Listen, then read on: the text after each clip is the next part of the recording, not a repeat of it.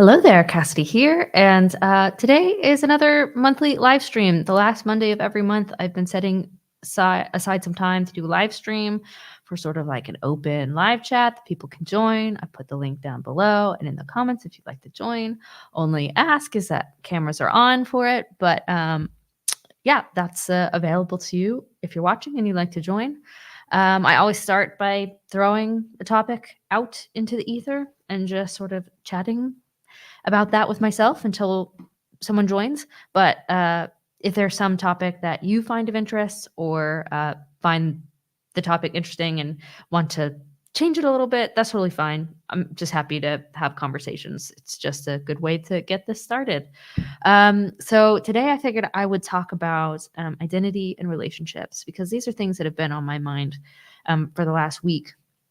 John Van Donk, the creator of the Estuary Protocol, was actually here in the Netherlands recently. And he did sort of an estuary extravaganza where he went to different countries in Europe and tried to help kind of support the estuaries here. And see you, Luke. Always lovely to see you. Would love to talk to you if you can, but I get that you're busy.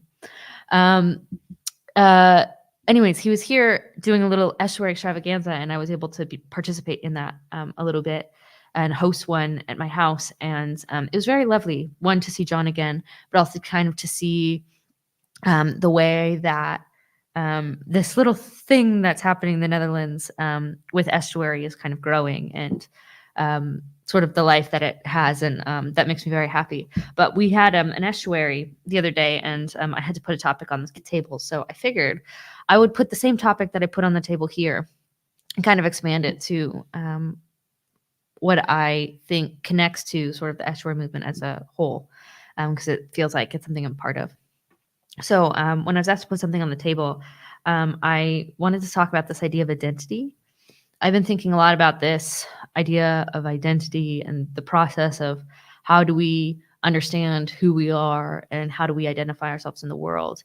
And it was a lot sparked by the Lord of Spirits podcast. They had a recent episode that I was listening to my husband about identity. And basically they were talking about sort of the ancient way that people looked at identity. And it was something that was much different than sort of the secret, sacred self kind of model that we have nowadays, where we have to look inward and find who we really are and discover that and then express it outward through different modes of expression.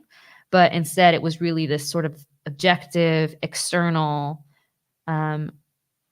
identification, not identification, but like this objective external thing that was I don't want to say identified because it feels like I'm doubling the words, but revealed by the relationships that we have within the world with people, places, the ideas. These sort of relationships that we have as we participate in the world are the things that make us. And the more that we know about someone's relationship to the world, the more that we know them.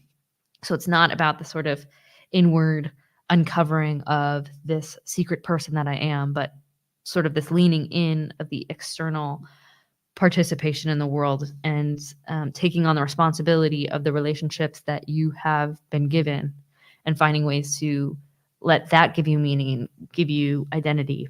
And I don't actually think I know fully what that means, but I found it really interesting. And there was something about it that really resonated with me as true, in that there is so much about who we are that is shaped by everything around us and not some sort of internal spark that is hard to find. And it's been making me ask the questions of how do we handle these relationships responsibly and move into those relationships to own an identity, not that is shaped by my own internal feelings of how I think I should be, but what I'm always supposed to be. And I don't know, there's so much to kind of unpack about that, I think personally, but I think today I want to move it sort of towards estuary in this recognition of how do we, as this weird online movement of trying to create mutually respectful conversations across ideological lines, take this sense of identity in this relational aspect and help that grow what we're doing in like this healthy way. And I think Estuary from the beginning has always been so relational. It's been so connected to people, their stories, how they are, and trying to understand that, not just strictly these ideas and these senses of who we are and what we're trying to uncover outside of these really human relational aspects. And I think that's a really beautiful thing.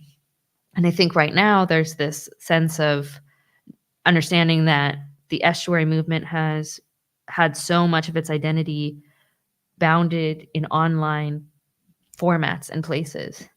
And there's this shift of so many trying to take that from this online participation that's disembodied and move it into real communities, not just not just behind computer screens, but in real life, and trying to have these conversations in real relationships with each other, which to me, I think strengthens the identity of what an estuary can be when we ground it in more than just this disembodied world. Um, but yeah, how that will all work out and shape out, I don't really know. I was talking with John actually the other day because he had a lot of thoughts about estuary and how it was shaping, and he created this estuary protocol that a lot of these estuaries use to have these in-person conversations. And he was telling me how he was so shocked by how different all of these estuaries were operating, and how it was sort of scary for him as a person who saw it as one way and it should be only this way, but seeing how these other estuaries were thriving with adaptations to the thing that he gave, and still working and stretching his idea of how this thing can become and can be. And yeah, I think that's a really interesting process, especially as we were both talking this move from the online to in person. John is probably more of an in person advocate than I am, even though I think that I'm very much an in person advocate for all of the stuff that we do online. But I've always held that there's some hybrid model that is really helpful in the process of these things. How do we make these connections online, and foster them in some ways to ground it in person? And I think there's something so integral to the identity of what estuary has been, that to remove that piece of the online process that has come with the identity and shaping of these relationships that have come through this thing called estuary would be a disservice to the thing in general.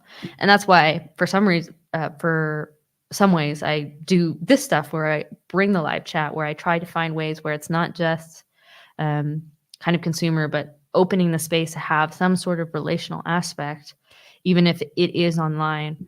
And at times it has led to in-person participation and relationships, and I think that's a really beautiful thing. Yeah, I don't know if there's any questions, comments. Again, anybody can join the live chat if you'd like. Save me from my endless babbling. um, I but if no one comes on, I'll babble for a little bit longer and see how it goes. Yeah, I've been struggling recently with sort of this sense of identity, just with myself, in the realization that a lot of my relationships have changed so drastically by some of the life choices that I've made. And I think those are all really good things. But realizing that there's so much relational aspect to the way that we shape identity has really made me think very seriously about the way I process and act in the world to kind of strengthen who it is that I'm supposed to come. Because at this point, I feel like I'm not who I was, but I'm also not who I need to be fully integrated and whole in the life that I live right now. And I think that is true with the way that I identify in this space in estuary. I've taken on a lot of roles trying to help develop it in person. but it still feels like this weird um, transitional space of not what I was, but not what I yet need to be if it's going to continue. And so, yeah, there's a lot of questions that I have about the sense of um, identity and the identity that I have in my understanding of whatever this little corner estuary is. But also, there's this responsibility that my actions in it are shaping its identity as well, because it's inherently relational. And so the relationships and the relational space that we put to something shapes it and changes it. And it's so wild to me. And you see it to be true as you watch all of these people who've gone through this weird online thing that we do, entering in and changing the shape of it and the development of it. And um, there's something really beautiful to that. Um, but yeah, there's always that question of how do we responsibly relate to that and find that relationship as we're all trying to become more of what we always are supposed to be, and have that um, identity be solidified in so many ways so that we can act meaningfully in the world. And yeah, I don't know what the answer is, but those are sort of the questions that have been bopping around in my head. Um, yeah, I don't know. I see that we have some viewers. If anybody has questions and you can't join, feel free to put them in the chat too. That's always helpful, especially if you can't join, just having something to engage with. Um, but yeah, if you would like to be part of the conversation, there's a link on the side and below. Um, we can keep talking about identity in this, but it can also change. I find the ability to be flexible with this and have people come and bring what they find interesting is also super helpful in kind of how we're how we're shaping these sort of live chats. It becomes alive in many ways. But um, yeah, I don't know what else to say about that. Um, yeah, I found it really interesting to look back on the last sort of 10 years of my life, but then the last 5 years, and sort of the way that Estuary has shaped who I am since it's entered my world. I think in the last decade, I've been on a big journey trying to figure out how to have these interesting conversations with people who are across ideological lines. And the first 5 years were a very different shape and mode than the last five. And I think in a better way. And so there's this recognition that my relationship with Estuary and the way that it shapes me has moved me towards some kind of good. But learning how to balance that and find that good space within that and grow that sustainably, I think, are the questions that kind of resonate with me the most, the ones that turn in my head the most, especially as I take on this new role of like having a family and being, a mother and a wife. All of a sudden, the life that I had before is not fully my own. And so the way that I put my relationship into this and the way that it changes me also changes them. And there's this constant shaping, and you're hoping that it's moving towards the good. But there's always a uh, sneaky little, um, how would you say it, vice or something that could uh, make you wrongly oriented and related to the things. Hi, Stefan. So good to see you. I will definitely send regards to Ferdi. I'm sure if he knew you said hi, he would say send regards too. I hope you are doing well.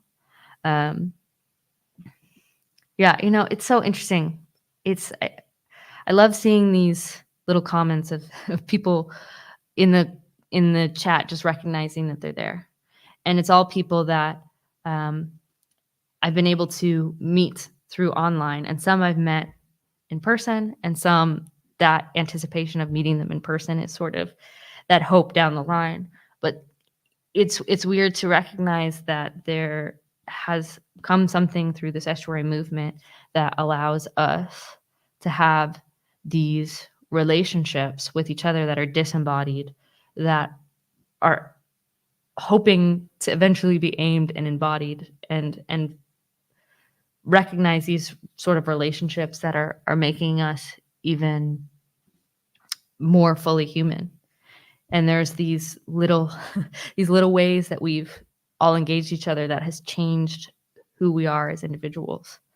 And that is, I think, when I think about it, it's just kind of this overwhelming sense of the beauty that has come from um, finding this little weird thing on the internet.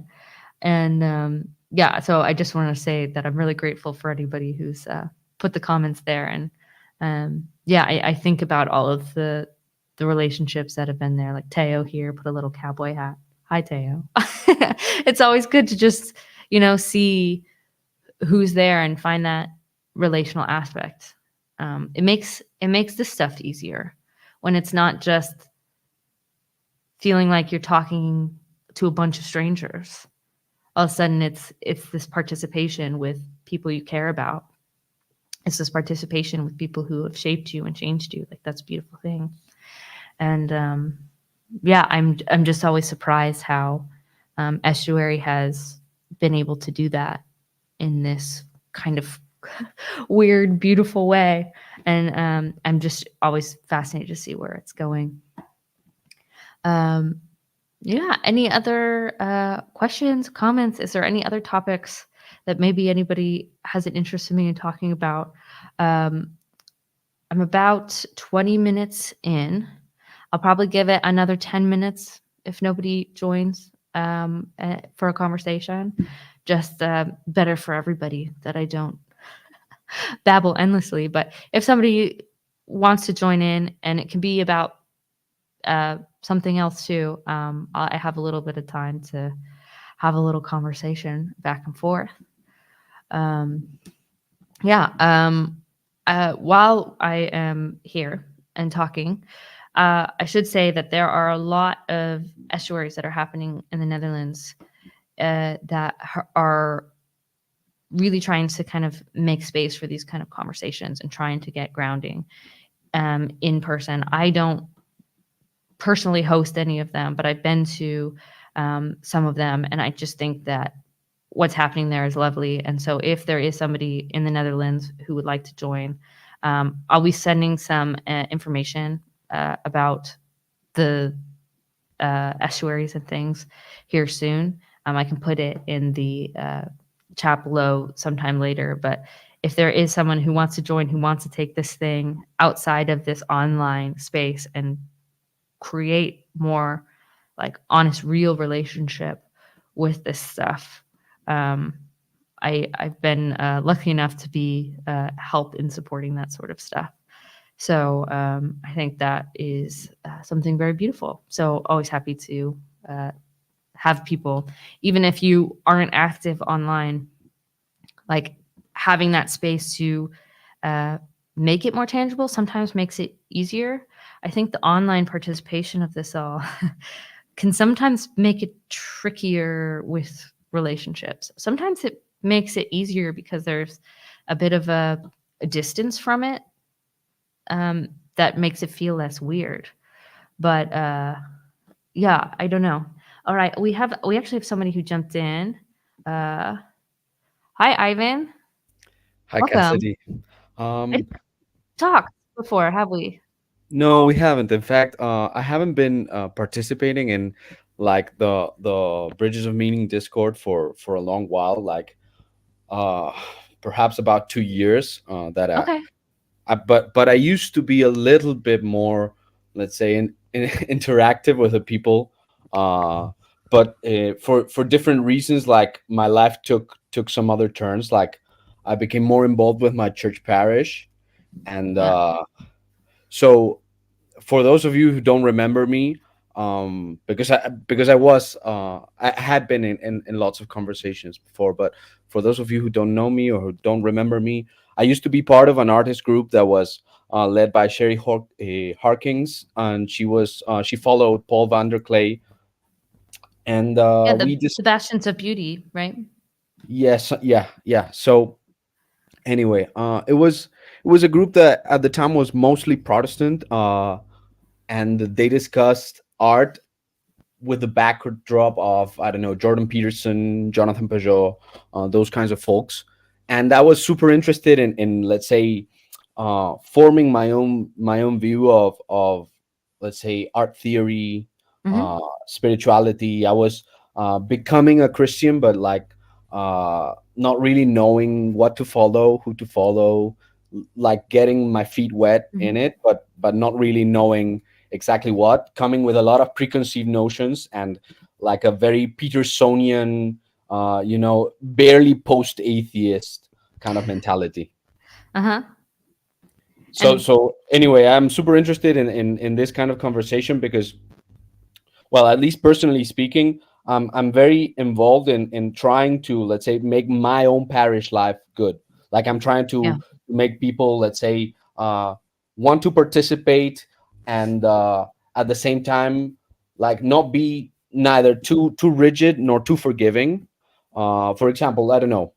Yesterday I was at the opening of a friend's uh, like music school. She's a concertist, and her boyfriend is a guitar teacher, and I met her at church, right?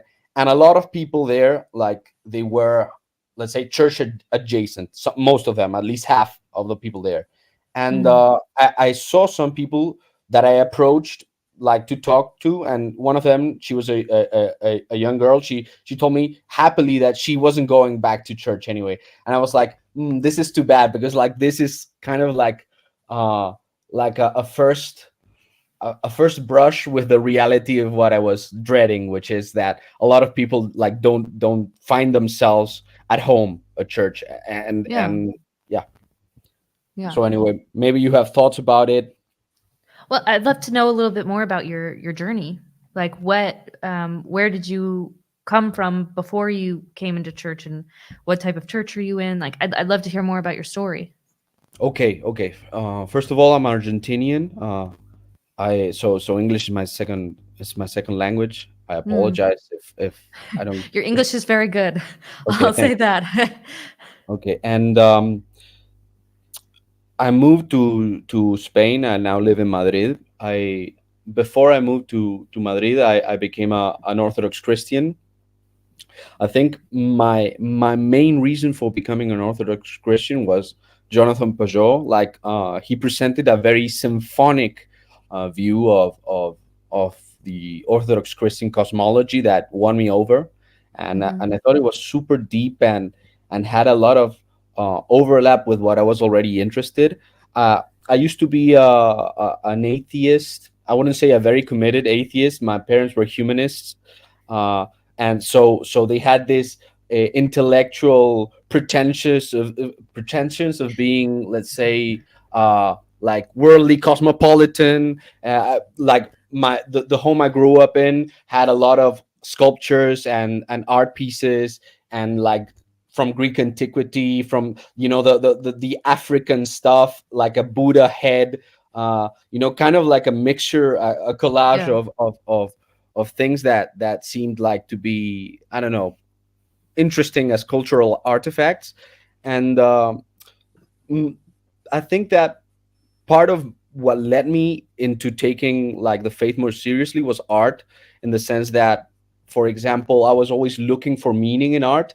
And when I was about 20 years old, now I'm 30, I read Dostoevsky. I read the brothers Karamazov, and it was a book that, in a sense, like guided me towards what I was looking for. At that time I was studying advertising, and Mm. like trying to form a view about uh, you know I don't know what propaganda is, what journalists do, what advertising is, and because I saw like a lot of power in the ability to communicate in order to encourage people, in the sense of I don't know. I used to be the guy who would hype my friends up to do something, like to walk up to a girl and talk to her, and like to inspire people. And I saw a lot of let's say potential for good there. And I also had like this very perhaps scientific way of viewing psychology. So I read everything that I could get my hands on. And like my parents, they were both therapists. And I was before I decided to study advertising with the intent of becoming either a filmmaker or a propagandist.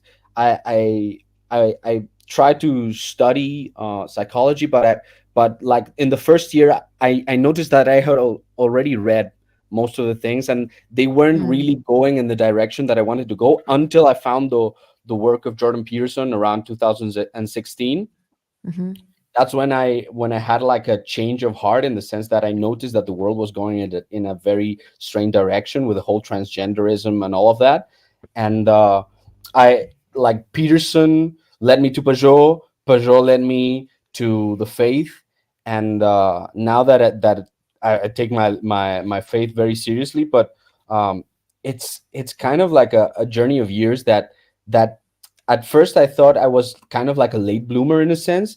But now that looking back on it, I noticed that if you really take your faith seriously, it's going to take years. It cannot. Mhm. It's not something that you can just say.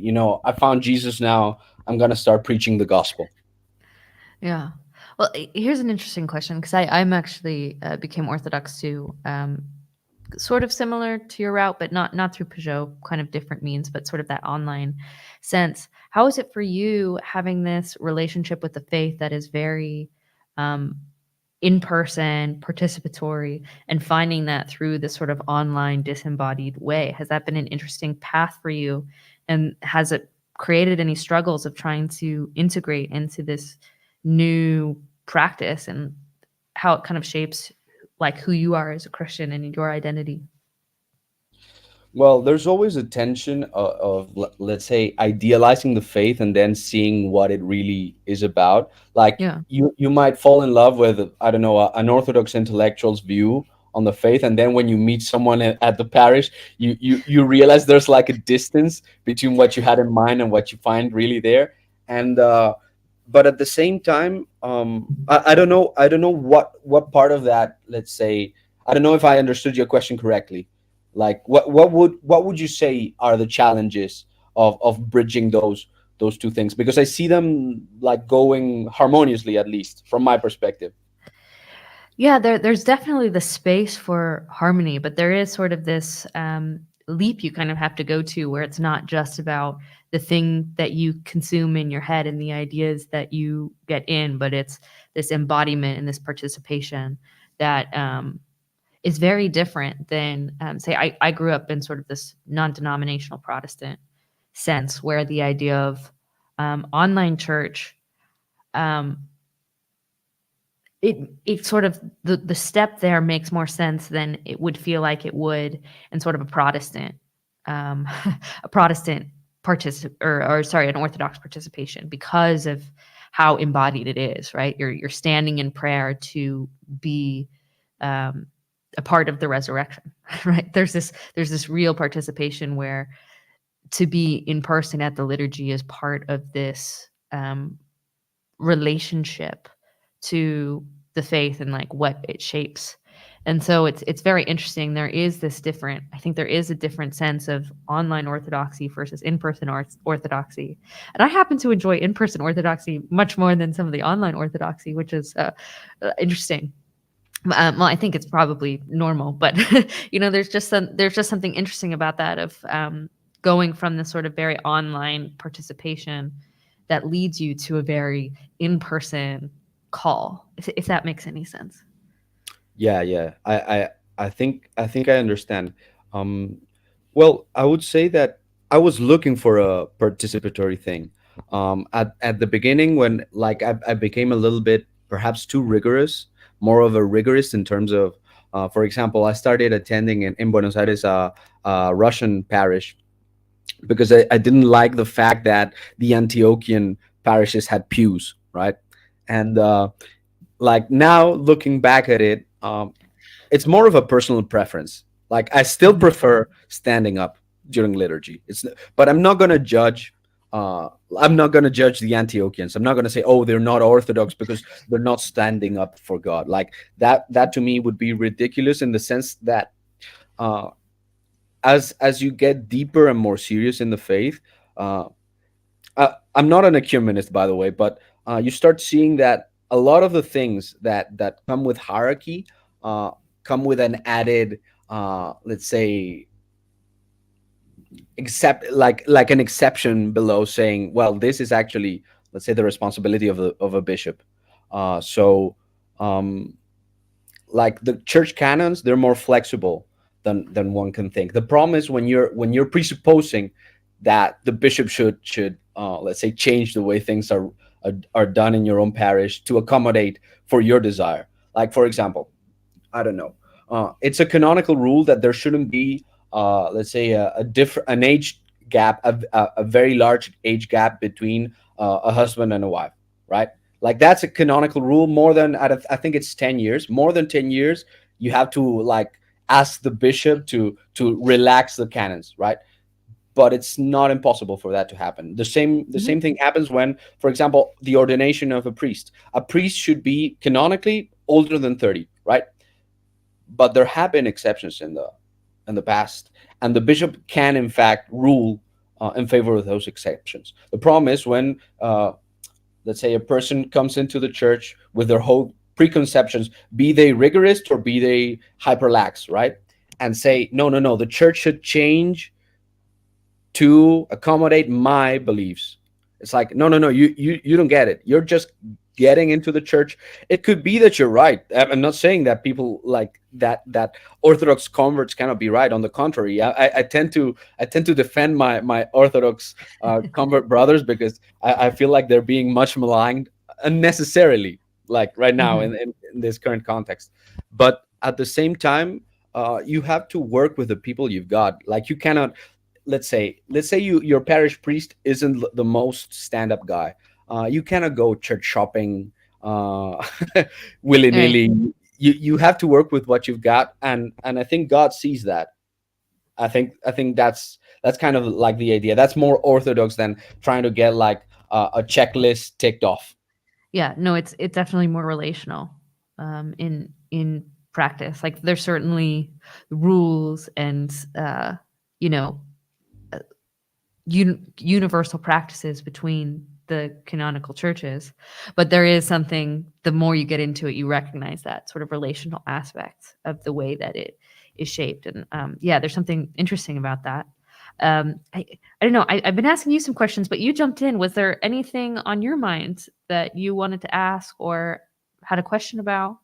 Well, I've only like seen some of the bits of your channel. Like I don't know exactly what is your purpose with your channel. Like what's your goal? Like That's a good question. It's changed over time.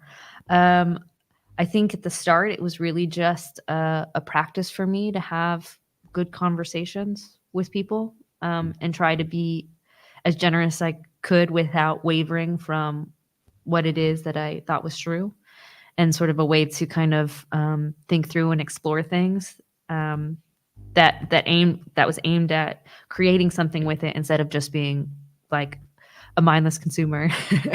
And yeah, now it's sort of morphing and changing. There's still that um, sort of DNA from the beginning of like, I really just come here to try and learn how to have better conversations and understand people better. Um, but uh, the I guess the urgency of feeling like I needed to be very good at that has changed a little bit. Just my life has changed, so there's not so much urgency to feel like I really have to be uh, adept at having conversations about with people who I think very differently with, because that was just what I was having to deal with every day. But I don't deal with that so much anymore. And so yeah, I think for me it's just aimed at a love of people and understanding people, and um yeah, trying to factor that in the way that I live and shape and create. And lately I have actually been wrestling with sort of this idea of creation too, because I've sort of in a transition. I used to be a filmmaker. I guess I still am a filmmaker of sorts, but the practice of it in a real physical sense and a daily sense has drifted away a little bit as I've become a mother. And so that question of like creation and how you do that sustainably and what the purpose of creation is anyways, those are questions that have really been pondering for a while. So I slowly started to introduce that a little bit, and hopefully it'll help me kind of figure out my participation with those things. No, I definitely understand what you're going through in the sense that like your priorities are definitely shifting, and perhaps you don't really want to let go of let's say your own personal life, because being a mother, it's a big sacrifice, but at the same time it's like you cannot just like close the door and let the, the flies eat at the at all your belongings, you know. Yeah, yeah. No, it's sort of that balance of like the minute you have a kid in your life, and I really mean the minute, like the minute you become pregnant, you realize, oh, my life's not my own anymore. I can't even control, uh, you know, when I'm sick or not. And it's for the sake of the other. And there's something really beautiful to that.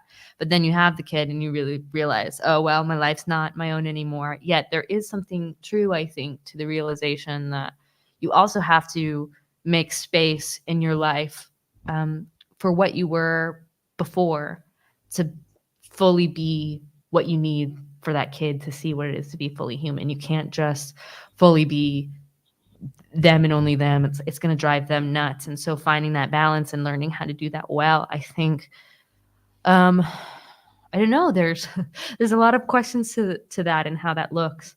And yeah, I've been challenged on a lot of the ways that I had participated before, because I went from being sort of an American living in America, non like in a non-denominational evangelical religion that I grew up in, but now I am married. I live in the Netherlands. Uh, I am an Orthodox Christian, and I'm having to find ways to relate and be shaped by this thing that is very foreign to me in every aspect of my being. And there's so much beauty in that and the way it's shaping me, and I think it is moving me towards more of what I think I should be like as a human being. But it definitely comes with those tensions and realizing, okay, well, um, yeah, how do you take care first and foremost of the life of the others in your life, meaning my husband and my daughter, but also how do you not lose the life that is outside in you as well, that you've related to, that has made you who you are? How do you not completely abandon that? I don't have the answer to that question, but I'm trying to figure that out and trying to figure out how do I do that not alone, if that makes any Mm, sense. yeah. No, definitely, definitely. Um, a couple of months ago, perhaps one or two, I started a channel with Mm, not very much success, and like the idea was to perhaps develop to use what I had learned in my pursuit for understanding of faith, to use what I had learned to let's say to clarify some things. Of course, I asked let's say my spiritual father's blessing, but uh, my idea was, let's say, to present a more coherent, unified vision, especially when it comes to political philosophy, inspired on what the church fathers taught, from an Orthodox Christian perspective, in the sense that I was a little bit worried that what was happening with Christian nationalism and like the fact that I saw that within the parishes I used to go, like back in Buenos Aires and here in Madrid, there were, let's say, for example, in my current parish, there are socialists, there are fascists, There is a lot of let's say different kind of political views that I think they're fundamentally incompatible with Orthodox Christianity. So in that sense, like I wanted to present something akin to the symphonic view that I saw in Jonathan Pajot's work, but applied to, let's say, political philosophy. And Mm. as I did a few videos and I got some feedback and this and that, and I even got a lot of criticism from my spiritual father, I realized that even though perhaps my goal may be noble, it shouldn't be me the one who's saying all those things. Or even Mhm. if it were me to be saying all those things, it's not like I'm adding anything of substance to what the church fathers Mm. were saying. In fact, there's the added risk that I might be diluting or distorting what they're saying in in Yeah. in in my effort to, let's say, condense and synthesize and present and facilitate, right? And Yeah.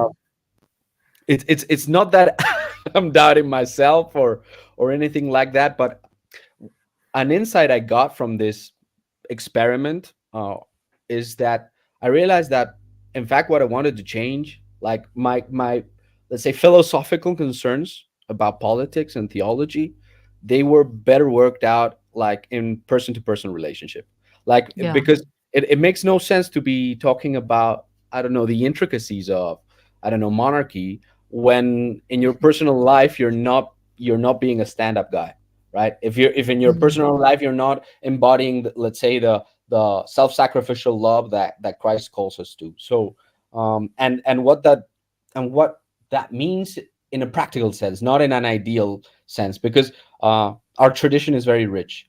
Like Mhm. and I cannot expect lay people to be monastics, and I also cannot expect let's say people to give what they are not able to give, right? Because Right. we're at different stages. So the fact that personal relationships are embodied means that there's already a limit to what you can offer and ask that goes beyond the ideal icon that you see of Christ, in the sense that perhaps the other person cannot receive what you can give them, or perhaps the other person cannot give back what you would want them to give back. And I think that's a more Yeah. realistic way to let's say to relate to another person. Yeah. No, it's I resonate very deeply with what you're saying because I get a bit nervous every time I have to talk about orthodoxy and kind of going through this religious transition while I've done this online thing, because it's sort of like I don't want to be the expert because I'm absolutely not that. I'm just learning it myself. And you're still wanting to process and talk through the thing that you are experiencing and you're seeing. Yet there's this realization of like trying to speak very cautiously about it because there are far better people to be some sort of advocate for something. And I think for me too, with this, I never wanted to be like an advocate for something. It was more of like um, in the spirit of estuary of like creating spaces where you can have respectful dialogues wherever you're coming from. So yeah, for me there's always that tension of like you to have to be able to foster a place where you can have respectful dialogues, where you can really meet people where they're at and have these conversations. You have to be honest and you have to be willing to like work through and have this messiness of how you're thinking through things, how you're being changed. Yet, hold some humility to it. Try to shut your mouth sometimes and say, okay, well, maybe I don't need to be the apologist for this thing. And yeah, that's where the trickiness of YouTube comes from. There's always this tension of like people want you to be that thing, or even if they're not trying to be, they kind of see you as that, whether you're meaning to or not, and it's tricky. Yeah, I can definitely agree with that. In fact, I was just having a discussion with a friend of mine from a Discord server that is related to Peugeot's work. We were talking about let's say a movie called Asteroid City by I think I don't remember his first name, but the director's last name is Anderson. The one who does like this Oh, symmetrical. Wes Anderson. Wes Anderson, yeah. Yeah. And he really liked the film. I really disliked the film, and part of the reason I disliked the film was because I'm very rigorous when it comes to, let's say, art that is supposed to be elevated, in the sense that movies themselves, film, like they take a lot of money to make, and you're gathering people that are watching this screen that have paid a lot of money, and like the budgets for these films, it's more than a life's worth. Like a person can live their whole life, and like the movie's still gonna be outspending that life, right? So Mhm. it's a big deal. It's kind of like a ritual when, and so the kind of stories that you tell do matter, like the Yeah. kind of things that you're, so the place itself is already telling you the kind of things that you can say or can't say, right? And in the same way that there can be, let's say, more rigorous laws when you're, let's say, closer to the top of the mountain, let's say, when, for example, in the same way that God expected the, I think, the Levites to have like stricter rules for themselves, and less strict rules for others. I think that interpersonal communication is very different from YouTube. And there's also the fact that even if we don't want to set up ourselves as idols, people are wanting the idols to be set up for them. Like, Mhm. and I said to my friend, look, in a sense, both the fascists and the progressives, they're still idol worshippers in the same sense. Like, they both worship power in a sense. Mhm. Fascists, they want to make power into this very aesthetic and let's say joyful and pleasurable experience. And the progressives, they want power to give them safety, and they're afraid of the past. They're afraid of, let's say, the past judging them. So they want to look to a never changing model of truth, so they can always, let's say, give themselves an out, so their ancestors don't judge them, right? So in a sense, it's they're both worshiping man's ability to, let's say, to make both the heavenly and the earthly cohere, right? And the problem is that political leaders, like I was talking with a person I know that's very knowledgeable about politics, and he was saying he hates politicians. And I told him, yes, sure, lots of politicians are bad, but because he said they were fake, right? And I said to him, yeah, but are they fake because they want to be faked, and they're narcissistically seeking to be, let's say, worshipped by the crowds, or are the crowds actually looking for an antichrist to follow, right? Mhm. Or are the, let's say, Jews looking for an earthly Messiah, right? And in that sense, I think it's both. Like, you can have the person who's seeking to, let's say, co-opt others and their adoration. And artists, they have, let's say, I think the specific danger of either worshiping artists or worshiping art itself. Let's say, to making art into more than it really is, instead of a vehicle for the spiritual, to make it like the meaning of the thing, like to make art the purpose of life, or to say, well, the artist is a genius, and to elevate the artist beyond being, let's say, a vessel or a vehicle for the divine as well, to think that it's something within the artist themselves that makes them like have this visionary quality. So Mhm. basically, my exploration of this with my friend was, uh basically, I want to get away from that dialectic, get away from that dialectic of looking at art or artists as gods, um and to see that there's a nested environment where different arts occupy different, there's a hierarchy, there are different spaces. And let's say YouTube has this inherently, let's say, difficult quality, because in a sense it kind of equalizes, because even like the greatest authority and the lowliest person can both make content, right? And even though there's an algorithm that sorts it, it's not like um it's not like there's a group of people who curate what can be said. So it's in a sense that the ability for us to shout our opinions into the internet spaces like Twitter, for example, they create a like a very damaging incentive for people to think that they have to give their opinions on everything, right? And that Hmm. and in a sense, I see there like an usurpation, a usurpation of let's say the moral authority of priests, for example, or even the the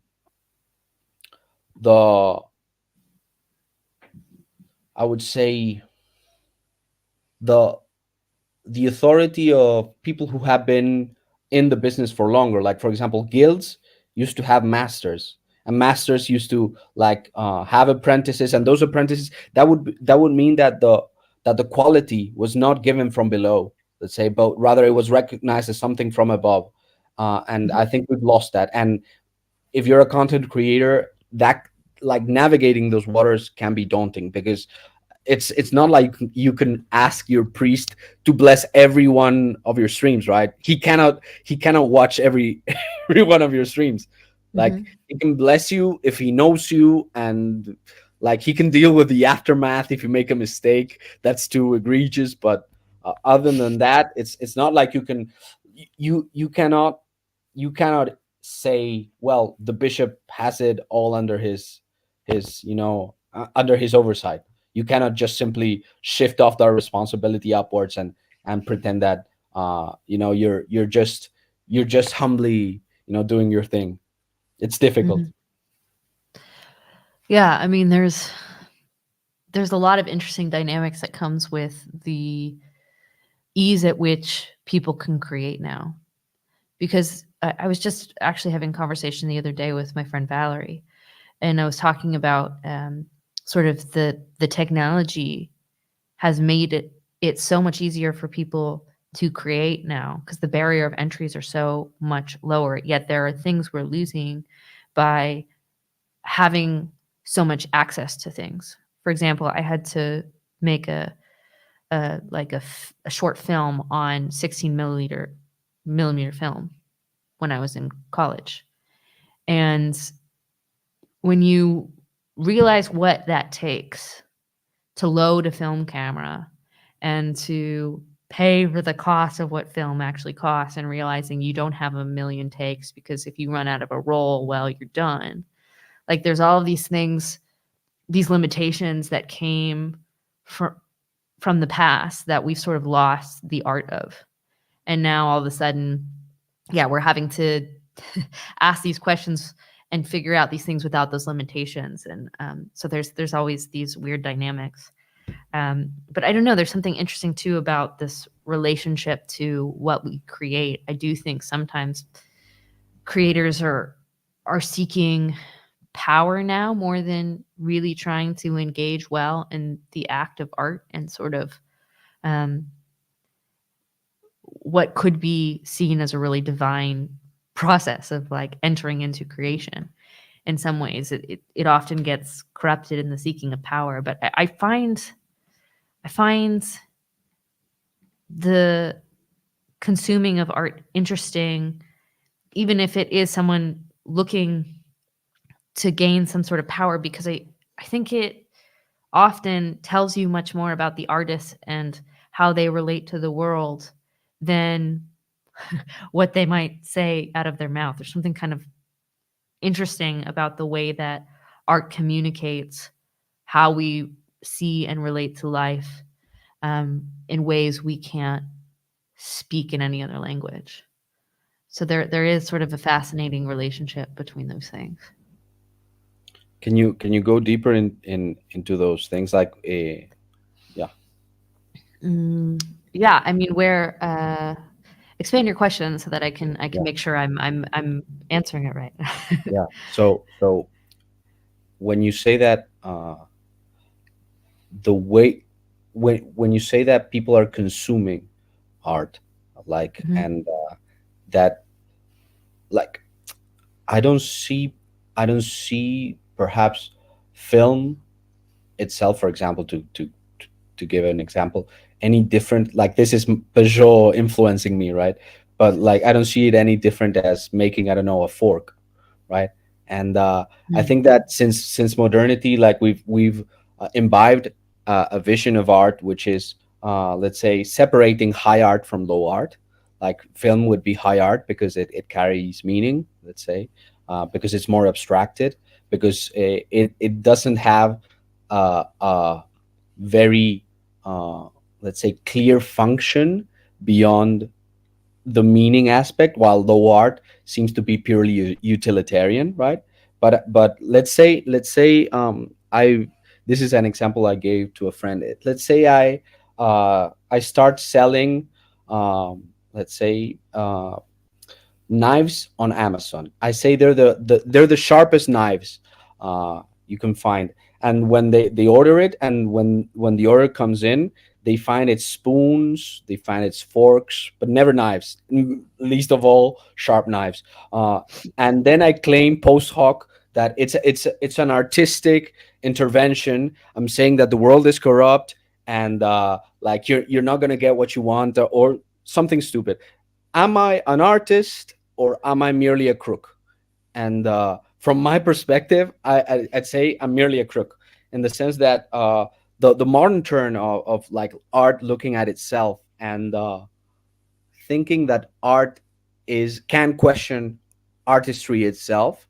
I think that's actually that's that's using art for a diabolical purpose, let's say, because I see art as being inherently meant to serve man and God, right? So the moment that you use art, for example, in a movie like Barton Fink, right, that is, let's say, criticizing what a movie is supposed to be about. I don't know if you've seen it. Have you seen that movie? No. uh, it's by the Coen brothers. I'm not going to spoil it for you, but it's basically a postmodern film that uses all of the artistry, all of the techniques to show you how a movie can be done, and at the same time mean nothing, and Hmm. to show like the disconnect between what is said and what is done.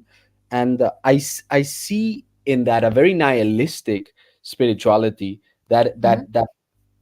that tries to, in a sense, participate in the spirit of this high art concept, while at the same time undermining it, which is both, let's say, profitable and degrading and Hmm. demoralizing spiritually, but profitable in the sense that um, it's already questioning a concept that should be questioned, which is what is this divide between, let's say, high art and low art. And I think it's not that there isn't any difference, because there clearly is a difference between something that is closer to pure technique, and less, let's say, less abstract intent. There is a difference between making forks and making movies, but they can both, I think, participate in the same spirit of let's make a good fork, let's make a good movie. And Hmm.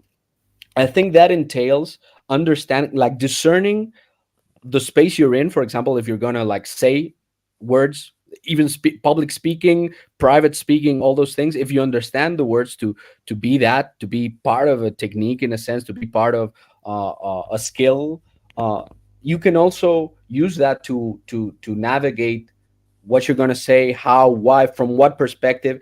It allows you, I think, to be more genuine, in the sense that at least that's what I find within orthodoxy, that I think is super valuable. It doesn't see roles as something that you put on like a mask that is completely external to you, but it's rather a way in which you, uh, let's say, embody your true identity, right? Hmm. So like I've heard a progressive friend of mine say something like, well, you can never know the other person. This is very postmodern, by the way. You can never know the other person because, like, you can never reach their essence. Like, they're one way with one person, one way with another person. And I said, yes, exactly. What makes you think that the essence of the person isn't shown through those interactions? Like, what makes Hmm. you think that you're not being yourself with this person or that person? You definitely are. The problem is when you have this very modern conception of you needing to reach your essence, which is basically Gnosticism, in order to, let's say, know yourself, and from that self knowledge, let's say, produce everything you can produce, right? And you see that in, for example, in romanticism a lot. And you see that a lot in the question. the quest for the true self, right? And the Rousseauian notion of your and what Paul van der Kleij called the secret sacred self, right? Yeah. It's I think it's he's very good at identifying that, because that's something that we're definitely suffering from. It's like we want to seek for our purpose, find our vocation. And yes, of course we need to find our vocation, but can't you have many vocations? Can't helping around a church be part of your vocation? Like, Right. can't doing content on the internet be part of your vocation? Like, why does it have to be the one defining feature of your life? Isn't that like already trying to make it into an idol? And Mhm. instead of being like a vehicle for what you find good, become a good in itself. It's like trying to supplement yourself with the externals, instead of seeing what I thought was fantastic, that I'm still trying to parse through. But this idea that monastics, they try to clean themselves from like art, to purify their minds from all images, right? And you say, Mhm. well, but what's wrong with images? This is it Gnostic to say like images have to go? No, no, no. It's not Gnostic to say, if you understand that images are there to serve, like, but that you can do without. Like, if you truly are a Christian, you understand that to get to get to know God, you don't need images. You need prayer, right? And that means that basically God is already within you, in your human nature, in your God, in your God made. How would you say it in English? In your image of God in you, right? So it's not that you're like reaching inside of you for your essence to find God within you, presupposing that you possess God, but it's rather like seeking and searching earnestly, humbly for God to grace you with His presence. And if He happens to grace you with His presence, you can dispense with all the externals. But I think that we've been conditioned by materialism, but by all sorts of things, to try to look for our meaning. Let's say, I see it especially in Protestants, this like desire to serve God that is so overwhelming, that if they're not serving God in the way that they imagine, like they feel like they're terrible people, because they had this idea of how serving God should look like. And if they're not, let's say, being crucified on the cross at every single instance, they feel like they're failing God. And and, and that I see, let's say, as a let's say, perhaps as a an exaggeration, like, of what you're called to do. I think God doesn't want you to be the hero every single time, right? Sometimes you're the one that needs to be saved, because if you're the one who's Mhm. having to be martyred all the time, uh, what do you need Christ for? You're kind of replacing him and putting yourself in his place, right? But if you can accept grace and see that perhaps you don't got it, man. You don't have it. You're not God incarnate, right? Perhaps then God might grace you, and then through you, uh, you might work uh, His energies and transmit them in humility, without having to do some great heroic deed. I don't know. It Yeah. was a long rant. Yeah, I mean, I think people are complicated, and I think you probably can't paint anybody with just one brush. And as much as I could probably agree with you, some of the themes of these modern films tend towards nihilism. There's pieces of them that get the story right, and that maybe they get the ending wrong, but there's something. I think there's something to be um, understood about others through that, even if we don't agree with the story that's coming out of them. But there's something they've put so much attention into this thing to tell the story, to express something that they're seeing in the world that helps you know. So you were saying, like, what's the difference between making a film and making a fork? I think you can know a human being and their relationship to the world better through a film than looking at and understanding where a person comes when they're making a fork. because there is something about disclosing some of themselves into that. And so for me, filmmaking is very relational, and in not only just the relationship to yourself, to the world, but your relationship of yourself to others, and what you put your attention to and what you're calling other people to put your attention to.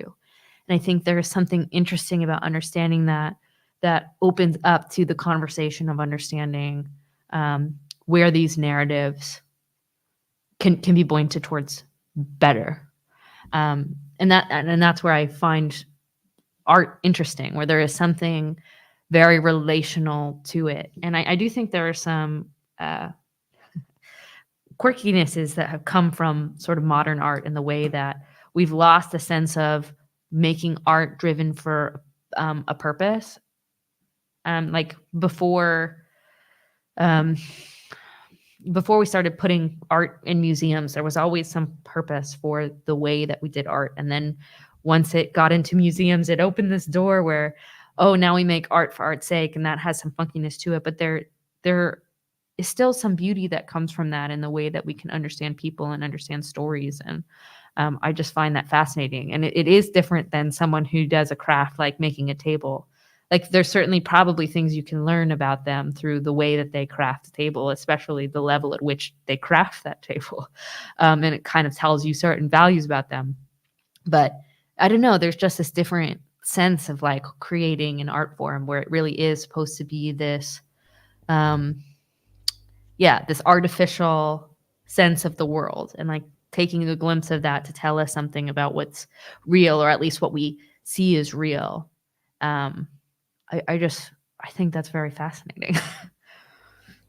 Yeah, perhaps I'm more of a pessimist in the sense that I see those opportunities for self-expression as already present within, let's say, the nature of the thing that you're making. Of course, film will allow you to, of course, be more self-expressive, or more deeply or more broadly self-expressive than making a fork would.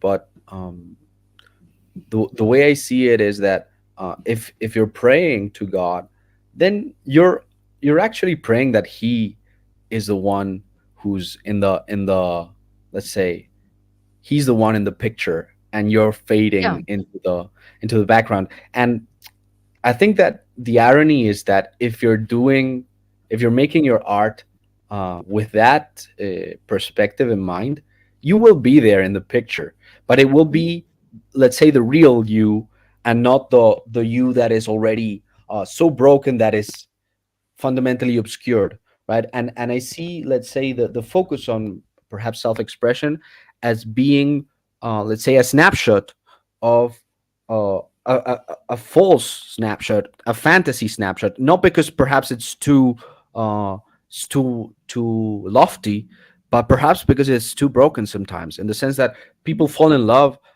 with a tragedy of life. And Yeah. I think that it such a tragedy does not define us internally, right? If not, martyrdom would completely destroy the martyrs, instead of, uh, let's say, being a vehicle through which their testimony is revealed. Because um, actually, it's not the death of the martyr that which, uh, let's say, makes him a martyr. Martyr means witness. So they were already witnessing the truth before they became, let's say, I don't know, persecuted, killed, those kinds of things. And Mhm. in that sense, I think that if we are to keep a, let's say, a living icon of the process of, let's say, how we participate in the energies of God, then the self-expression becomes kind of like a spice to add on top of the, let's say, the finished product. Because I think that God appreciates, let's say, differences in style, right? And the Mhm. fact that we're not the exact carbon copy of each other.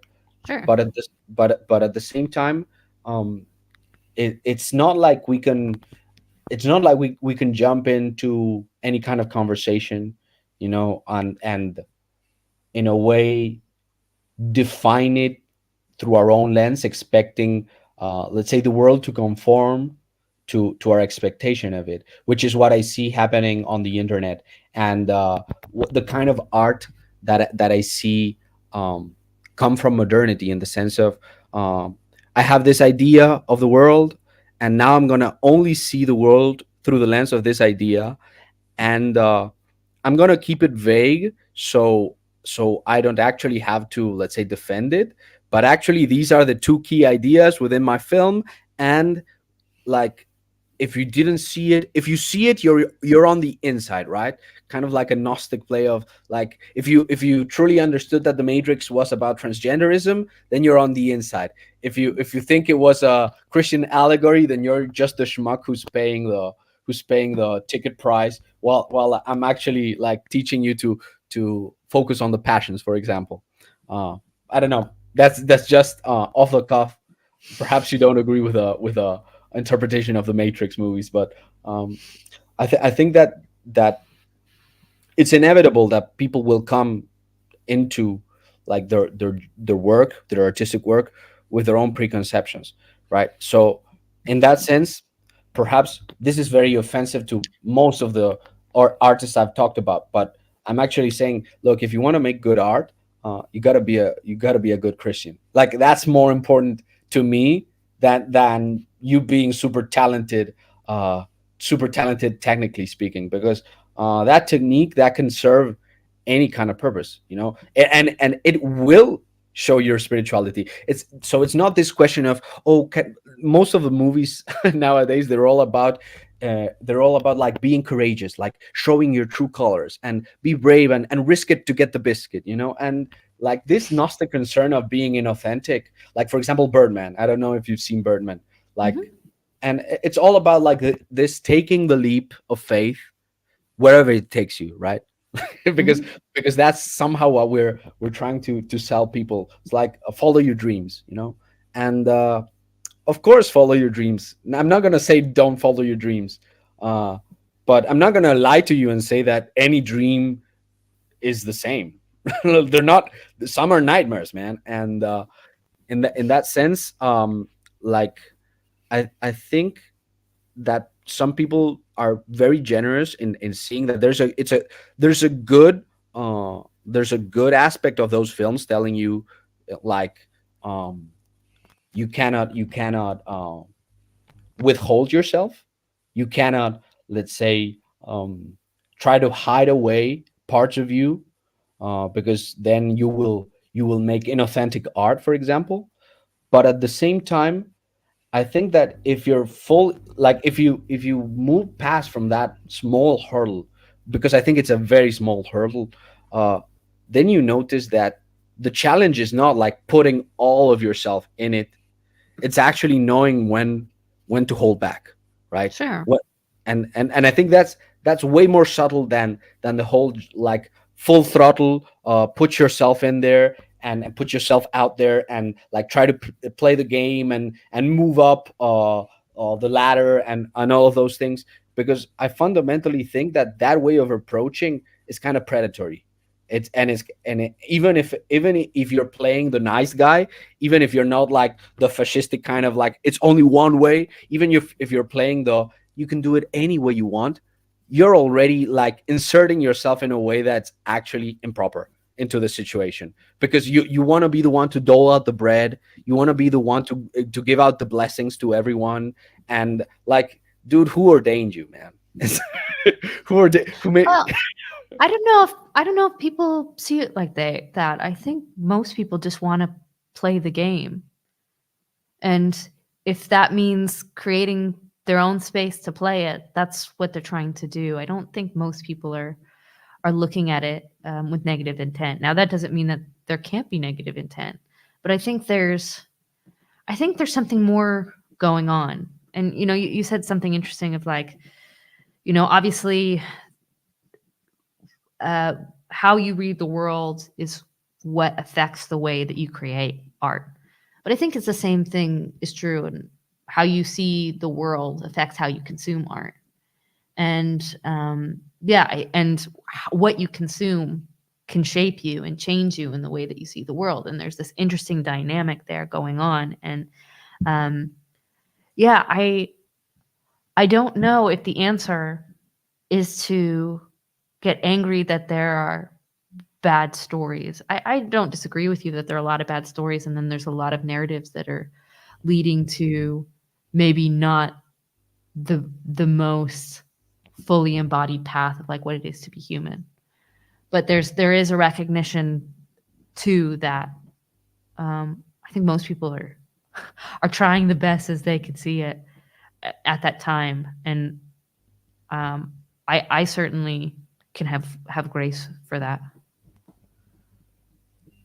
Yeah, well, it's I certainly, I'm sorry if I come out of I come off as angry, but No, it, no, I don't think you were angry, but like I can tell you're passionate about it, and oh, of I course. know that I know that there are people who get very angry about it. I wasn't trying to accuse you of being angry. I don't think you were, but there is that level at which it's so easy to do it, and I have that tendency to do it as well in my own ways of being frustrated of the way um, we can tell stories, and I think there's an extra level in which frustrates me because I've participated in that process of like trying to tell stories. But yeah, there's also that space of like reminding myself, oh, okay, there's something much bigger going on here, and if I can find my ways to recognize humanity, even in the stories that I don't like, it might open me up to having a better dialogue of understanding why I don't think that story is better, as opposed to just saying, um, it's not Christian enough, which is probably the base of it. But um, like there's a language barrier that sometimes passes that doesn't fully connect, and it's sort of like this recognition that a lot of people hold to these stories because they think they're beautiful, because they haven't seen a more beautiful story. And as both of us being Christians, I think we both agree that Christianity is a more beautiful story. But how do you communicate that? How do you tell that story so that other people see it's beautiful? Um, besides just the insistence on it, if that makes any No, sense. yeah, definitely. I definitely agree because like you're seeing a disconnect between, let's say, the words and the embodied actions. And I would definitely say that there I would go about it in two directions. Hi Jeff. One is that there's a canopy, let's say, of and there's a canon. There's a canopy of culture, and there's a canon of culture, in the sense that um, even if you like, I get the impulse to be charitable, and I think it's very Christian to be charitable in that sense. um, at the same time, like I don't take the view that culture is kind of like second world. I think it's first world, in the sense that it's first order. It's not a secondary thing that is, let's say, abstracted out from our nature. Like, for example, the new atheist types say it's not this second order thing that comes uh, after our, let's say, our experience. It's actually the origin of our experience. So like, within the Orthodox Christian perspective, like, God created us and we talked with God, and like there was a communion there that, even though it was broken, led to, let's say, an origin story for us, where we had full communion, and to which we're referring to, not because we're trying to claw our way back into the truth by our own means, but because uh, all of creation was suffused with that, let's say, spirit. So it's not that we're post hoc adding on top of it the layer of Christianity. Is that you cannot actually make any, like, our the claim I think that I would make, and that I think Orthodoxy make, is that you cannot make anything make sense without Christianity. So it's not like you're imposing an arbitrary standard, an arbitrary set of rules that an artwork must attain to. It's rather that it was the original tradition that we had and that we lost and that we're trying to recover. And in that Mhm. sense, like, it's not just because I personally, for some arbitrary reason, liked, I don't know, one Christian artist, but rather because I love Christ, and that I know that I see him everywhere. And you can say, well, that's because you're a Christian. And I think that's a fair criticism from without. But like, from within, the only thing I can tell you is that I think that's the case. Like I truly believe that's the case, and I haven't seen any refutation for it, like any real refutation for that argument. So, if you want to make, let's say, Christian art that is perhaps not preachy, or that it's not just Christian for the sake of being Christian, then I think we have to look towards we have to look to the saints to enlighten us. Like I don't think there's another road than becoming a Christian to make Christian art. And like we have to um, inevitably come to grips with the fact that, for example, in our case, we're both Westerners, right? Mhm. That's part of our culture. So the fact that some films do find something that is close to Christianity within their framing, I think that's not only just because of, let's say, the way things are, but the particular way in which we ourselves were broken. Now, if you can take that, like God can take some dirty rags and use it to pull you out from some dirty rotten rags and pull you from the cistern, right? But it doesn't make it okay for us to like mass produce rotten rags uh, because God can use them for that, right? So like we have to Right. aim for the best within the place that we are. So that's all I can say about that. It's not that you have to seek perfection for the sake of an iconoclastic kind of um life killing way of making art, but rather because you actually love the source of truth enough that you can actually give more with the same resources. Like with the same budget, you can make a super godly film or a super satanic film. It's up to you.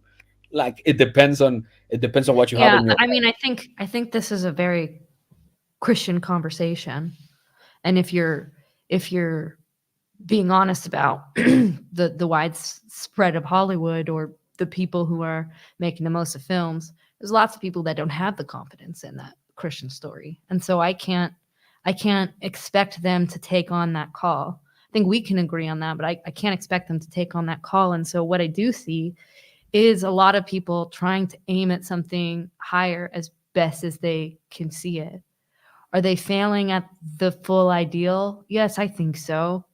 Um, but I still think that there are truths that are coming out in that. Like I don't think it's all a wash. So it's a complicated process. But Jeff, I don't know if you're here. Your screen. Oh, there you are. Yeah, Welcome. I just want to welcome you to the conversation. Are you here thank to you. talk about Greta Gerwig? Not yet. I'm still preparing for that. Okay. Well, I've got a long road of preparation before I'm ready for that conversation. I need to start prepping too. Did you have Yeah, anything to add though?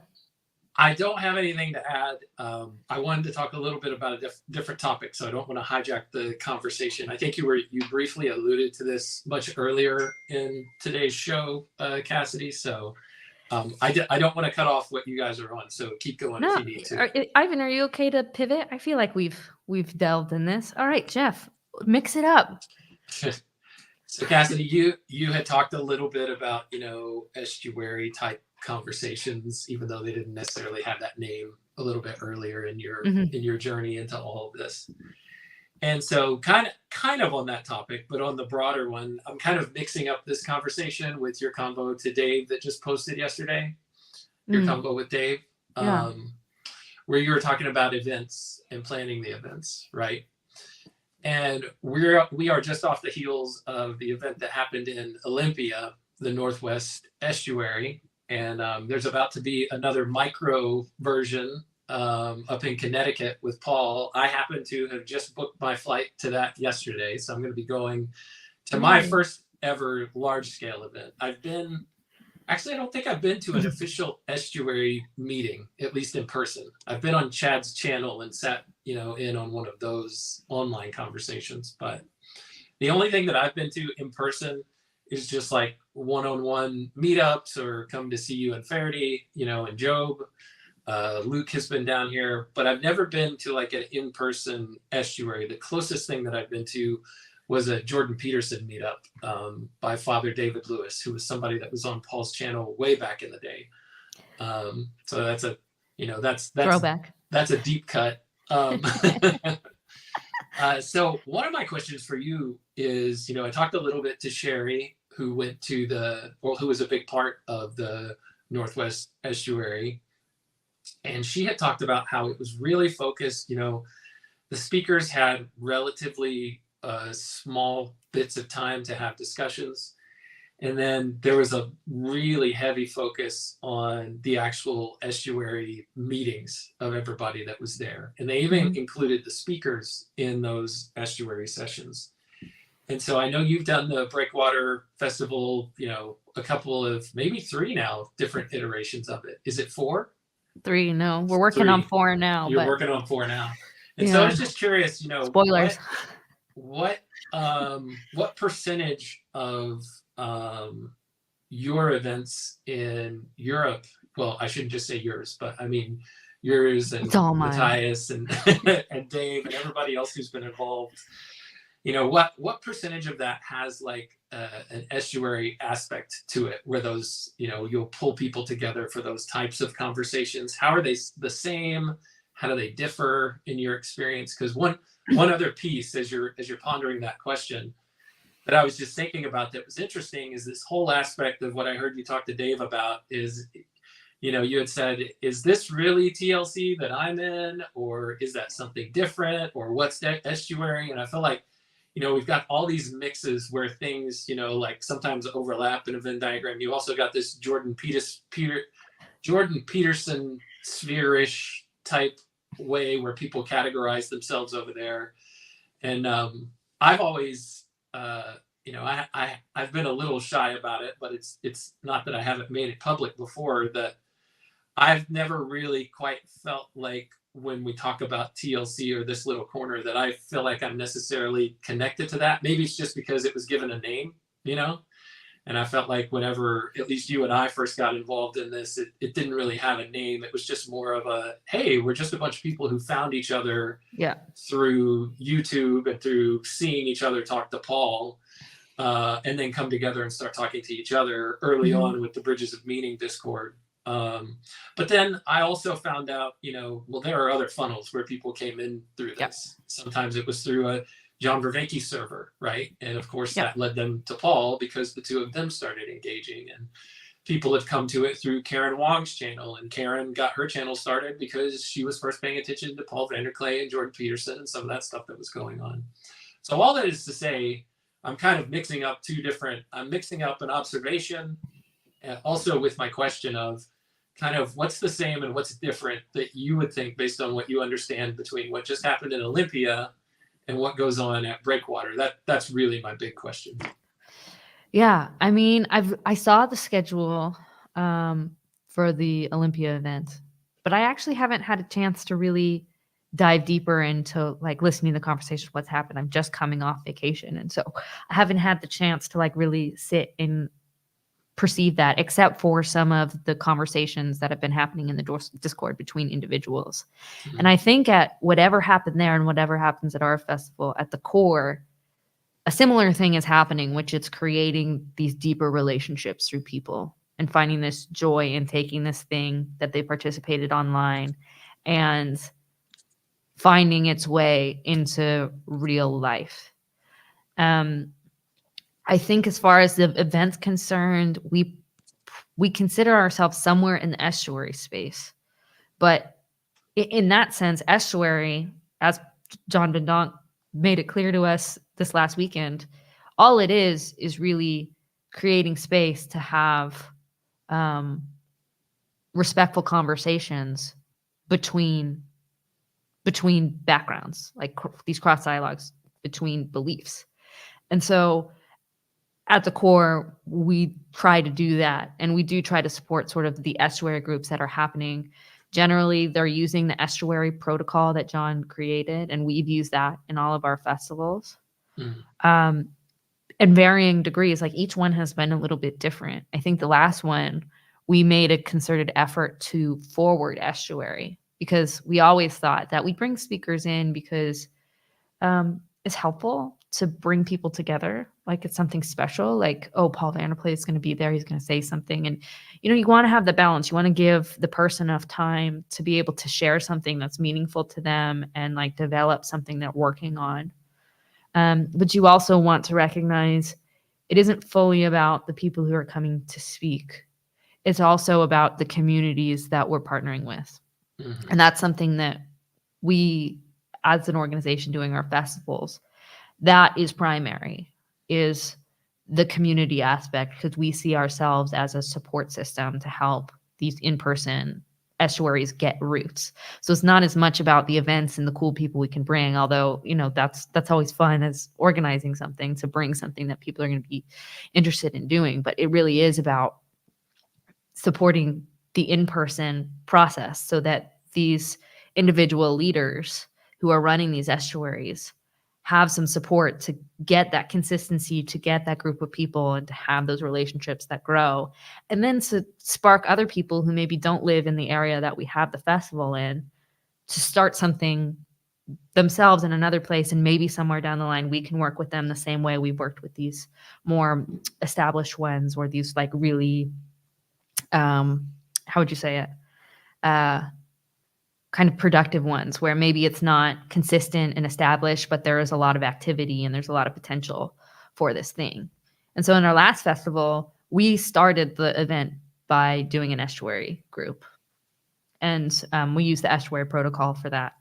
And we really enjoyed that because it really set the tone for the whole point of the thing, where it's not, the talks are helpful to give us something to talk about, to come around, to give people inside the corner and outside the corner a space to develop things and share things. But it should all be, in what we want to do, aimed at that community aspect of like growing and building. So we've played with different speaking formats as well. Like one year we brought Thomas Steininger in to do sort of a fishbowl model. So it wasn't an estuary model, but it was another way to kind of engage conversation. And, you know, I think it was interesting. Some people liked it, some people didn't. But that, I think for us, we kind of had that flexibility to do some of that because we're there to try to support that space of having those conversations. So I think each one has had something different, and we have always done smaller events. I don't know how many people were at the Olympia one, but we've never done an event over 100 people. Mhm. And we're very cautious to do that because it totally changes the dynamic, but it also creates a difficulty because you can't necessarily do an event with Peugeot, Vervaeke, and Paul with 100 people, Right. because the numbers just don't work as far as costs. Mhm. And so you're kind of there are different things that each are bringing. And I think in America there is a bigger opportunity for bigger events, just because there are far more people willing to travel and do those things. And there's more of that there's more of that sense that people are going to come together and do the big thing. But I don't know. Does that touch at your question? It does. And I was just curious because you know, I'd never been to one of these events before, and since I had never really engaged in estuary, there was a part of me, and Sherry even said that she was a little. Hope I'm not telling any of her secrets. You know, she was a little hesitant about the whole estuary idea before she went to Olympia, and now she's just like completely sold on it. And you know, I had a little bit of that reticence as well because, you know, I had never really engaged in one before either. But then there was a part of me that was just wondering, okay, well, besides the speakers and just having the group there, you know, what else would you do? what other activities are there? And so I am curious if there are other things that you do. You mentioned the fishbowl thing. Yeah. Almost said punch bowl. That's a different conversation that is a style. different conversation. So I was just curious what other things. I know, they've had at Chino like the paintball for Jesus, and Yeah. the camping grounds and the campfire and stuff like that. But I was just curious what other, if anything, that you've done at Breakwater. So we've always done a Friday night kickoff sort of get together, kind of campfire, sitting around, no scheduled activities to really kind of give people a chance to meet each other and enjoy. We have shared dinners. Each year we have provided a certain amount of meals. Last year we provided all of the food. So every meal was eaten together in different ways. And it's simple, but it's another sort of like community building. And then last year we did a group walk. So we had a structured time to go and walk, and we kind of walked around this forest, but we didn't really plan anything. We kind of just let it loose and saw what happened, and it ended up creating its own structure. And I think that was really something beautiful, and I think something we would try to do again, where we're trying to kind of engage in all of these different community levels, like obviously the intellectual with the estuary, but then the sort of community with the different ways that you can do that, whether it's sharing a meal together, but also going out and doing an activity together. And this last year, on our sort of kickoff, we did an open mic sort of thing where people could come and bring something that helped them sort of connect to life. And so Manuel brought his sort of conversation, what is it? The Divino, the thing that Verbeke server he did on the Verbeke server a while. I don't remember exactly how you call it. Yeah, Lectio Divina. Yeah, so he did sort of like a mini one of those and kind of showed that and did that with Diego, which was really cool. We got to read some excerpts from the Writing of Meaning book that has just been published. We had people tell stories, and like there was all these things that we could bring, and it kind of got people in that space of like contributing as well. And then we did stuff too, because last year it was our theme was touching grass. So we were trying to find ways of like connecting in nature, getting disconnected from like the digital world, and like trying to at least bound that in like relational community in person. So we did like a little flower pressing thing where we had everybody who came press a flower, and I'm going to turn it into little art pieces, and then we'll display them at the next festival. And so it's like this little piece of way they could be like a part of it. And we also, we did not plan this, but there was like football finals going on between like the European, like the European Cup or something. And so the Dutch teams were playing, the Germans were playing. And so some of the days after everything ended, we put on a big projector on the screen and let people watch football together. And, we got Matthias in an orange Dutch jersey. So we were crossing into international divides. So nothing as important as Eurovision, but close. but close. Yeah. No one requested Eurovision, but different weekend, so maybe it would have been. Yeah. But all right, no, well, thank you. Yeah. Oh, sorry. Go ahead. No, so yeah, I mean, we're always open to trying something new. I think for us, we've really just decided that when we're organizing events, it is at the aim of helping at the community level. And so finding ways to do that and service the communities we're partnering with is always going to shape how we structure the schedule and who we bring. And some of that means too, just getting people's wives involved to help cook dinners and be a part of like making the meals. Like there's something just so beautifully, grounding about having that process and bringing people in. And it couldn't be possible in a big scale event, I don't think. But because we have these sort of smaller scale events, it has this power to really like grow and connect the local that has just been really lovely. That's awesome. You had talked a little bit about this earlier. You said since you've had a child, you're active daily filmmaking process has drifted a little bit. Have you thought about, or do you have any plans to kind of merge that with the event stuff, where maybe you would shift more towards like kind of documenting this in some way, or filming what this is, doing some kind of project like that? It's a good question. I've had people suggest it. My issue with it is the minute you bring a camera into the equation, it changes things. Mm-hmm. And I would not want to create something that takes away from the service of what the event is to begin with. And I think right now, as the team is and how everything is, I don't have the space to be able to do both at this point. There would have to be someone to replace one role or to take on another role to make that really happen. Yeah. So I'm hesitant. Like, I wouldn't rule it out as a possibility. There's always a hesitancy in it, being too close to exactly what I do with the events. It probably would have to be something different.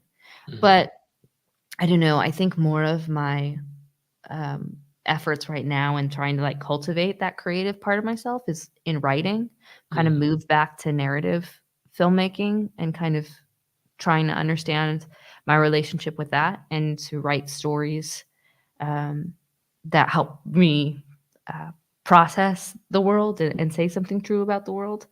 And that's sort of the easiest way that I can do that. So I don't know how these two worlds, like there's so much potential for these two worlds to collide and interact, but how they will they? I don't know. I'm hesitant to it.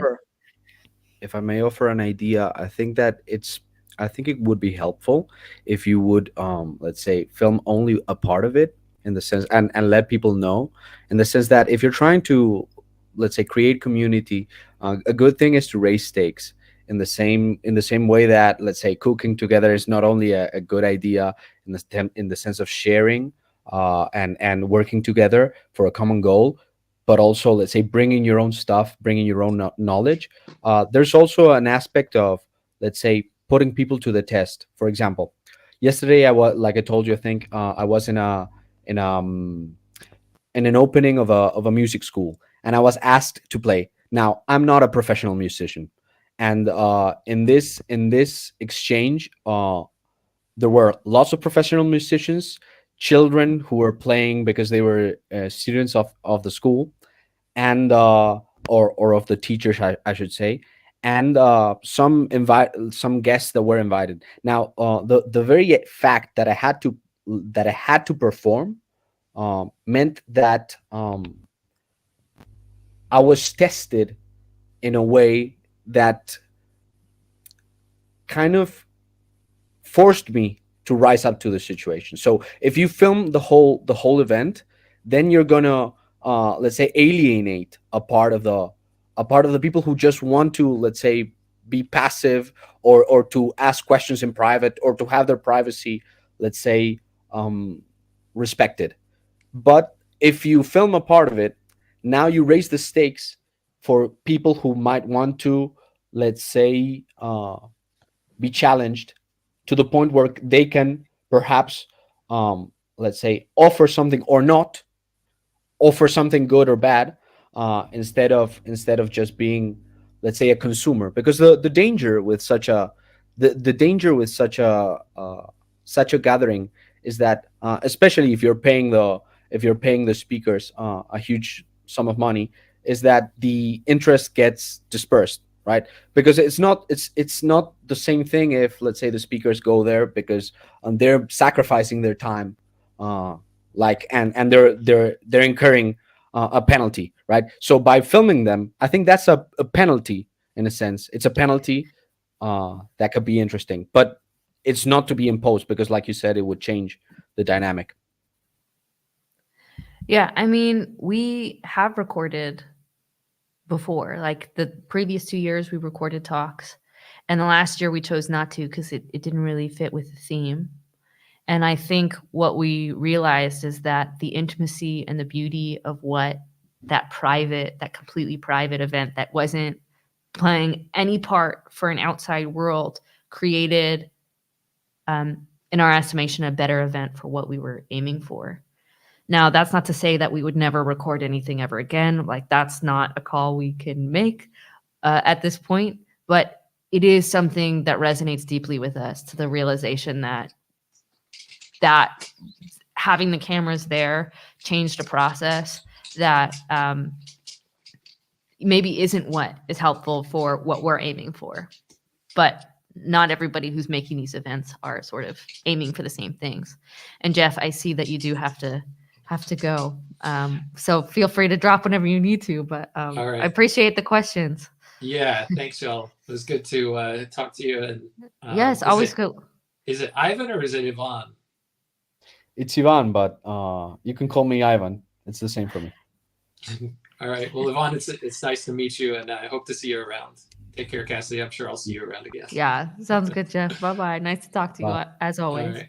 Bye. And bye, everybody listening and watching. I see Ezzy. I see Aaron. I see Lucas. I saw Christian a little bit earlier. Hi and bye. All right. Well, Ivan, do you have any further questions? Yes. Comments? Yeah, Jeff raised for me a question that like his line of thought raised a question for me.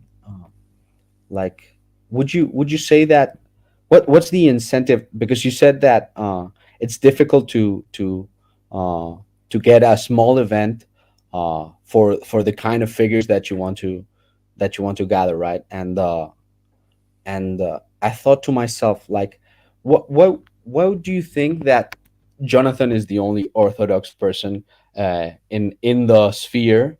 Why do you think there's not that big of an overlap, let's say, with the Orthosphere? And like, why do you think that the gatherings should be so big? We don't. That's just the easy answer. We don't. We look at, I mean, last year we didn't bring any big names. We brought all people who were sort of homegrown from the community. Some had YouTube channels, some didn't, but none had over 1,000. I don't think you need all the big names and the big things to add value to these events. But there's certainly an argument to be made that there is an interest to have those sort of people there, and we respect that interest. And we'd love to see that happen. But there's also, the reality that you might not be able to make a small event with those people make sense, just because of what you're having to pay for tickets, what you're having to pay for their speakers' fees. Like, there's all of these things that you kind of have to factor in to make it sustainable. I don't think you're going to be able to have an event under 100 people. And so there's those trade-offs. So whether we'll have them there or not, I don't know. I mean, it would always be cool and fun because there are people outside of the sphere that have overlap. And, we've been in conversation with those people. We've looked into that. But, there's also no reason to fight the reality that there's already interest there, and there's been so deeply influential into whatever this has been, whether they meant to or not. It would be lovely to, play ball with them, if you will.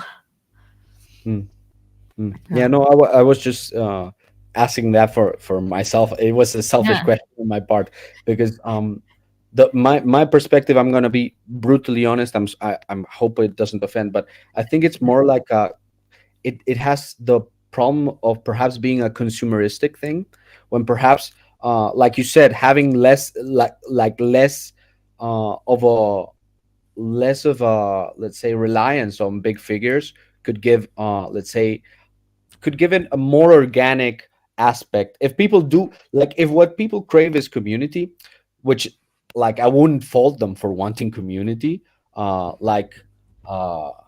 I think they should. The admission for a ticket should be less.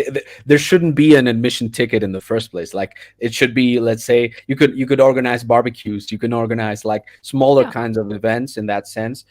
Because, like, thinking as a mere consumer, let's say, I hate the word consumer, but thinking as a mere consumer, like, I don't think I would pay to listen to Jonathan Peugeot speak. No, I have the utmost respect for the man, but Sure. like, it's not a thing that I would do. I don't think it adds that much, in that sense.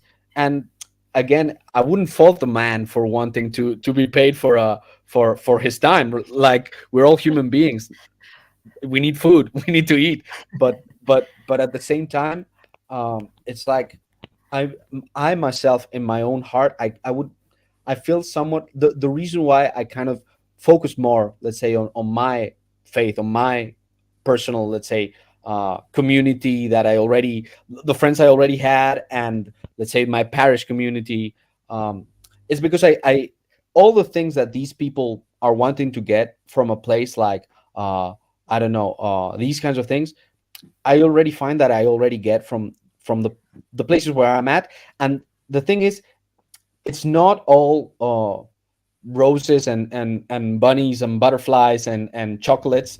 It's actually responsibility. Like, Yeah. and I like it. I like having those responsibilities, and the reason I have them is because, in part, some of it, I was trying to cover up the weaknesses of others, and part of it because they were delegated to me, the ones that I do have, right, which aren't that big. I'm not a deacon. I'm not like, I'm not I'm not even close. I don't think I want to be ordained right now. Either way, like, it's not that way. But I think that it's I think there's a slight thing. There's a sense that this is a very American thing, right? And you understand what I mean? It's an enterprise. Like, it's an enterprise to rebuild the brokenness in the West, right? It's an enterprise to rebuild society, and it's an enterprise to rebuild community. And I completely agree with everything you said about, like, having, let's say, wives cooking together. That's fantastic. That All of that is fantastic. The thing is, what I asked, why do you need the big figures to be there? And I think that's kind of like, and at the same time, it's like, we Orthodox believe that the church is built on the saints, right? So, in a sense, it's like, these figures do they really do anchor communities together, right? But at the same time, the kind of space that you're trying to make is so pluralistic that, at the same time, it's like, what are you guys gathering for? Is it to have a normal life with people who are very interesting and very interested in community? Like, it's super, it from the outside, it looks to me very strange. I'm already committed, let's say, my energies towards, like, trying to get my parish being better, like, and I know all the problems it has. And in a way, it's actually quite unfair, in the sense that, I came to this parish, and the parish was already in shambles, and it's not like it's going better because of me. I'm doing, like, one small tiny grain of sand, and it's very appreciated. It's more appreciated, the fact that my intentions are more appreciated than my actual effect, because my actual effect is null. It's basically null. It's just simply, asking people how they are, getting interested in their lives. And I think that those kinds of things can be achieved with just a barbecue. And Yeah. And estuary groups do that. Like, we just had that.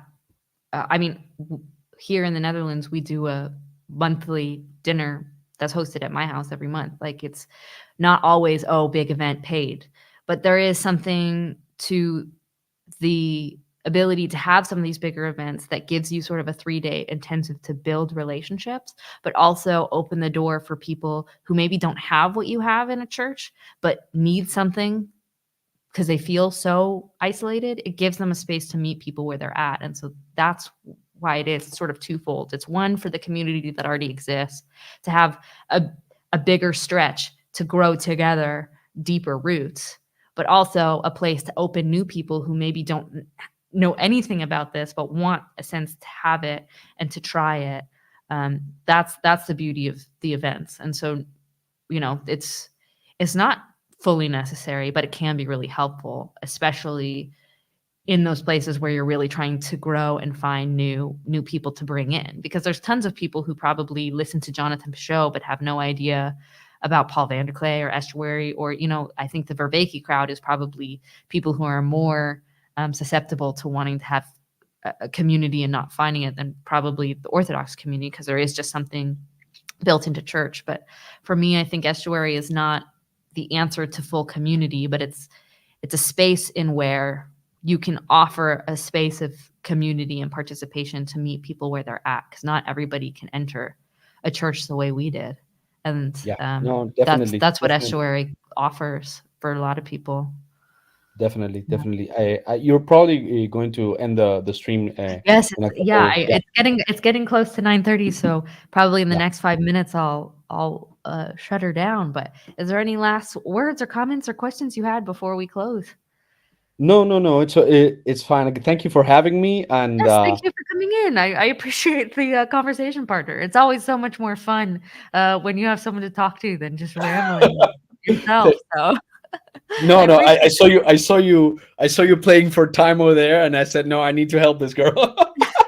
Yes, I needed help for sure. So, okay, great. Well, then we will bring this monthly live chat to a close. Again, I do this every month, the last Monday of the month, usually around 7:30. I try to give at least a half an hour sort of rant before I go. So if you're ever there and you want to join, please come on and have a conversation. I love chatting with people and meeting new people. And this was really lovely. So with that, I will end the stream. Thank you so much.